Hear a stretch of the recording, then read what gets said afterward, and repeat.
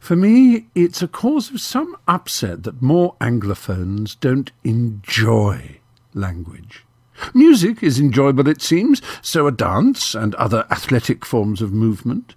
People seem to be able to find sensual and sensuous pleasure in almost anything but words these days. Words, it seems, belong to other people. Anyone who expresses themselves with originality, delight and verbal freshness is more likely to be mocked, distrusted or disliked than welcomed.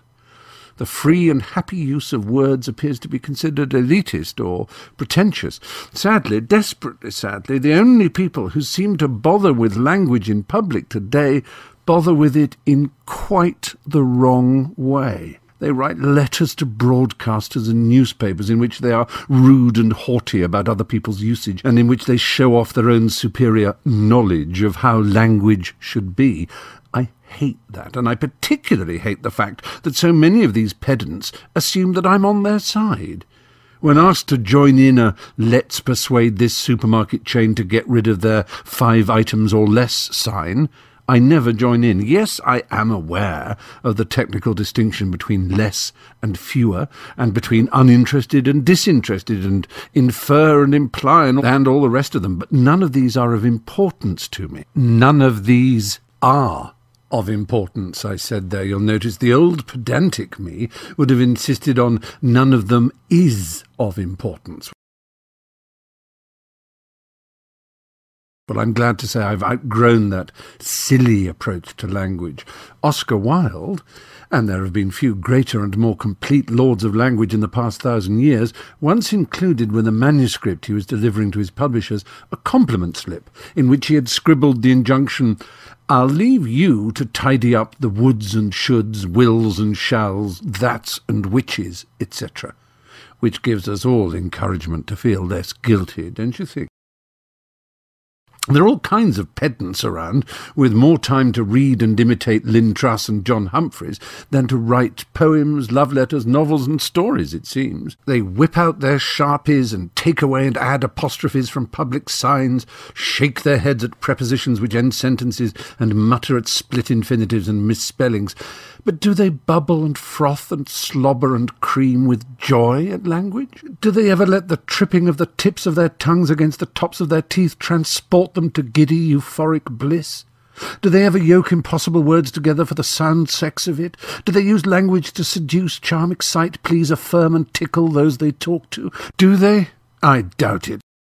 They're too farting busy sneering at a greengrocer's less-than-perfect use of the apostrophe. Well, sod them to Hades. They think they're guardians of language. They're no more guardians of language than the Kennel Club is the guardian of dog kind. And the worst of this sorry bunch of semi-educated losers are those who seem to glory in being irritated by nouns becoming verbs. How dense and deft a language development do you have to be? If you don't like nouns becoming verbs, then for heaven's sake avoid Shakespeare, who made a doing word out of a thing word every chance he got. He tabled the motion and chaired the meeting in which nouns were made verbs. I suppose new examples from our time might take some getting used to. He actioned it that day, for instance, might strike some as a verbing too far, but we've been sanctioning, envisioning, propositioning and stationing for a long time, so why not actioning? Because it's ugly, whinge the pedants. Well, it's only ugly because it's new and you don't like it. Ugly in the way Picasso, Stravinsky and Eliot were once thought ugly, and before them Monet, Mahler and Baudelaire. Pedants will also claim, with what I'm sure is eye-popping insincerity and shameless disingenuousness, that their fight is only for clarity. Well, this is all very well, but there's no doubt what, for example, 5 items or less means. Just as only a dolt can't tell from the context and from the age and education of the speaker whether disinterested is used in the proper sense of non-partisan or in the improper sense of uninterested. No, the claim to be defending language for the sake of clarity almost never ever holds water, nor does the idea that following grammatical rules in language demonstrates clarity of thought and intelligence of mind. Having said this, I admit that if you want to communicate well for the sake of passing an exam or job interview, then it's obvious that wildly original and excessively heterodox language could land you in the soup. I think what offends examiners and employers when confronted with extremely informal, unpunctuated and haywire language is the implication of not caring that underlies it. You slip into a suit for an interview and you dress your language up too. You can wear what you like linguistically or sartorially when you're at home or with friends, but most people accept the need to smarten up under some circumstances. It's only considerate. But that's an issue of fitness, of suitability. It has nothing to do with correctness. There's no right language or wrong language any more than there are right or wrong clothes. Context, convention and circumstance are all.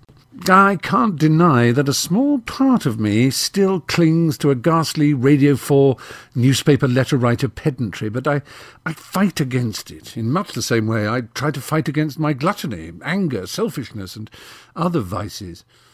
I must confess, for example, that I find it hard not to wince when someone aspirates the word, and it is a word, H-A-I-T-C-H.